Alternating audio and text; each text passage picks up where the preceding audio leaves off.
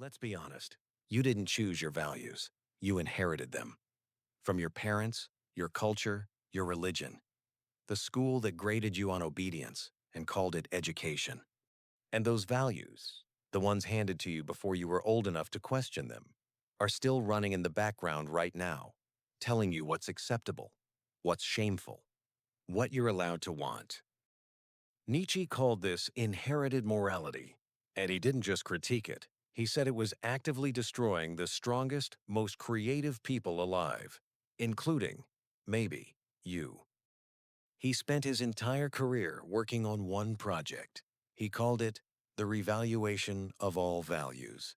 It was, essentially, this: burn it down, build something true. So, when did you last actually question what you think is good and evil? Not your politics, not your opinions, your deepest moral assumptions, the ones you've never once examined. I want to start with something uncomfortable. Most of us spend our whole lives optimizing for a life we never consciously chose. We chase success in forms that other people defined. We feel guilty about things that someone else decided were shameful. We suppress desires that society decided were dangerous. And we call all of that morality. Nietzsche saw this clearly, and it enraged him. Not because people were weak, but because the most interesting, most powerful, most genuinely alive people were the ones getting crushed by a moral system that was never designed for them. He wrote about it his whole life. In Beyond Good and Evil, in the Genealogy of Morals, in his final, almost unhinged masterpiece, Ecce Homo, where he basically announced, "I am the one who finally said it out loud."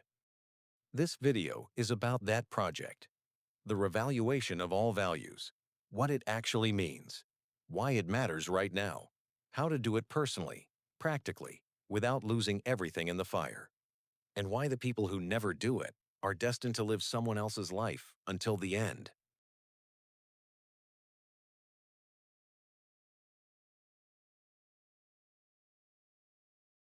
Here's the thing about morality. It doesn't feel like it was handed to you. It feels like it's just true, like it was always there. Greed is bad. Humility is good. Ambition is selfish. Those don't feel like opinions. They feel like gravity. That's how deep the inheritance runs. Nietzsche's Genealogy of Morals is basically a forensic investigation of where those programs came from, and the answer is not pretty. He traces most of Western moral values back to one source: people who were powerless and who needed a way to win anyway. Think about it this way. If you're strong, if you're capable and confident and expansive, you don't need to call strength a sin. But if you're weak, if you can't compete on those terms, you have another move. Declare those terms immoral. Reframe weakness as virtue. Reframe strength as evil. Win the game by changing the definition of winning. He called this slave morality not to be cruel, but to be precise. It is the morality of people who couldn't win in the arena, so they condemned the arena. Who couldn't climb, so they made climbing shameful. Who couldn't create, so they made creation suspect. And here's what's wild, and this is what got Nietzsche in trouble. He said Christianity, particularly, was the most successful deployment of slave morality in human history. The meek shall inherit the earth. Pride is a sin. Suffering is holy. In one move, the entire value system inverts. The lowest position becomes the highest virtue. Now, I want to be clear here. This isn't an attack on anyone's faith.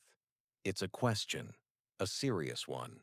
What values are you living by right now? And do you know where they came from?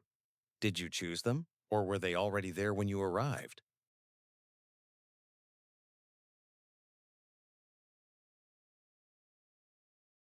Nietzsche said he philosophized with a hammer. That image has always hit me. Not philosophy as meditation or debate or careful argument. Philosophy as demolition. The hammer tapping on a structure to find the hollow parts and then breaking through. And the hollow parts he was looking for were the values we hold that are actually, when you tap on them, empty. Not built from our own experience and reflection, built from fear, from the need for approval, from someone else's definition of what a good life looks like. Let's be honest about what this actually feels like. Questioning your inherited values isn't fun. It's disorienting. It can feel like the ground is being pulled out from under you. There's a reason most people never do it.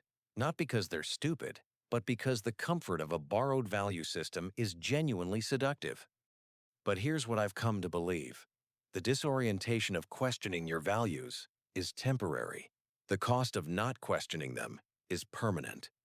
You'll spend your whole life chasing goals that feel hollow because they were never actually yours, avoiding things that feel shameful that aren't actually shameful, but somebody decided they were.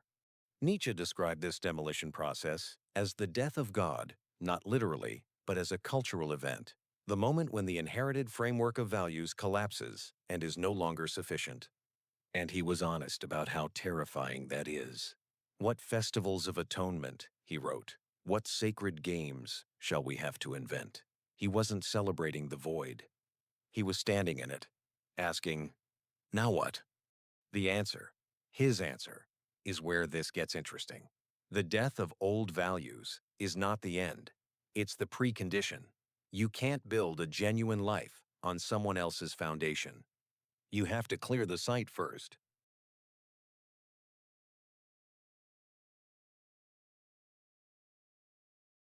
So what do you actually build? This is where Nietzsche gets genuinely radical, and where most people either stop reading or misread him completely. He doesn't give you new rules. He doesn't replace the old commandments with new ones. He says, the person who has done the work of revaluation builds their values from lived experience, from what they have actually tested and found true. Think about the values you hold that you genuinely earned. The ones that came from going through something hard and coming out the other side knowing something real. Those feel different from inherited values, don't they? There's a density to them, a weight, because they cost something. Nietzsche's vision of the value creator, the person he calls the Overman or Übermensch, is essentially this: someone who has moved through the full arc. They accepted the inherited values. They questioned them. They burned down what was hollow. And now they create not from rules, but from power, from overflowing life, from the sheer force of what they've become.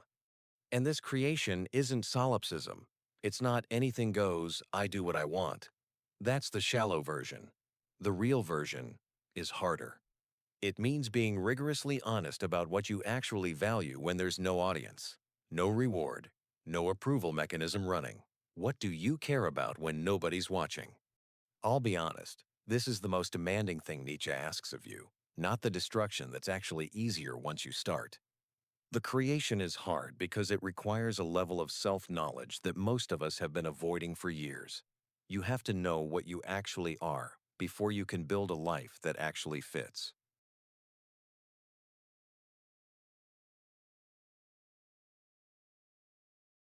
Look, I know this is hard to hear, because what I'm describing means that some of the things you've been proud of might not actually be yours. Some of the guilt you've been carrying might not be real. Some of the limits you've accepted might have been drawn by people who had no authority to draw them, and you believed them anyway, because you were young, because you needed to belong, because you didn't know yet.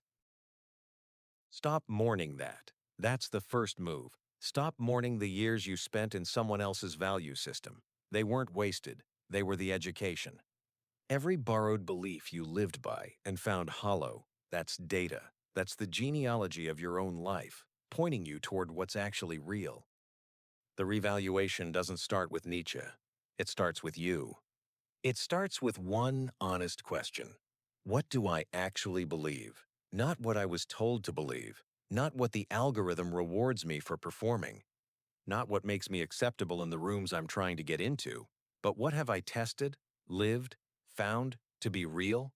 Because here's what Nietzsche discovered, and what I believe too.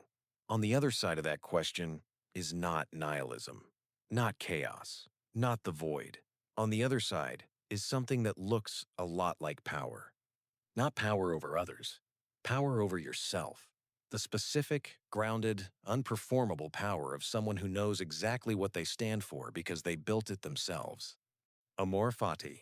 Love, your fate. Not just the future, all of it, including the years you spent living under someone else's rules, including the version of yourself that accepted what you were given, including every moment of dissonance you felt but couldn't yet name. That was not wasted time.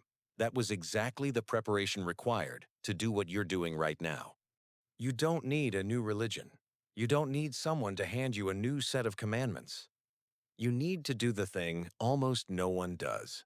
Sit down with yourself, genuinely, and decide from everything you've lived what is actually true, what is actually worth a life, and then build toward that without apology, without waiting for permission, without looking back at the hollow shell of the old framework for validation it was never able to give.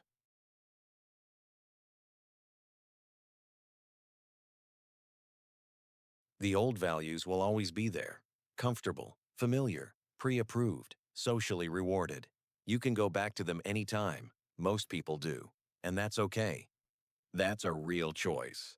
But if something in this video pressed on something real in you that's worth paying attention to, we make these videos for the people who are already in the process of revaluation, whether they have a name for it or not.